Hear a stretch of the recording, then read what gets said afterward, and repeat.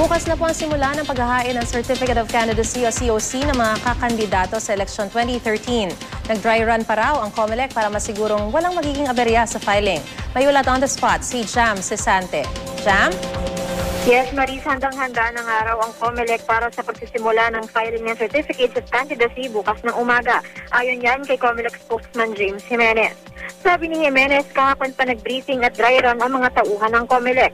Nireport din daw ng field officers sa buong bansa na handa na rin sila para sa filing ng COCs bukas hanggang sa Biyernes. Sabi ni Jimenez, nakikipagtulungan din ng COMELEC sa PNP para matiyak na alerto ang mga ito sakaling maging magulo ang filing, partikular sa mga lugar kung saan matindi ang labanan sa local elections. Pinaalalahanan ng COMELEC ang mga kandidato na siguraduhin hindi magkakagulo ang kanilang mga taga-suporta na sasama sa paghain nila ng COC. Bagamat pwede silang magsagawa ng programa o anumang gimmick sa labas ng COMELEC, hindi raw pwede sumama ang supporter sa loob ng opisina, iban sa immediate family ng kandidato. Panawagan ng COMELEC panatilihing mapayapa at maayos ang filing ng COC sa mga susunod na araw.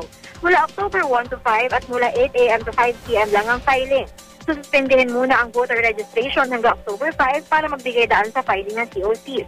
Mag-resume ang voter registration sa October 6. Samantala, sa katapusan ng Oktubre pa raw inaasahan ng COMELEC na makakapaglabas sila ng listahan ng affected party list. Halos 300 party list daw kasi ang sinusuri nila, kaya natatagalan daw ang proseso. At yan muna ang latest mula dito sa Maynila. Maris? Maraming salamat, Jam Cesante.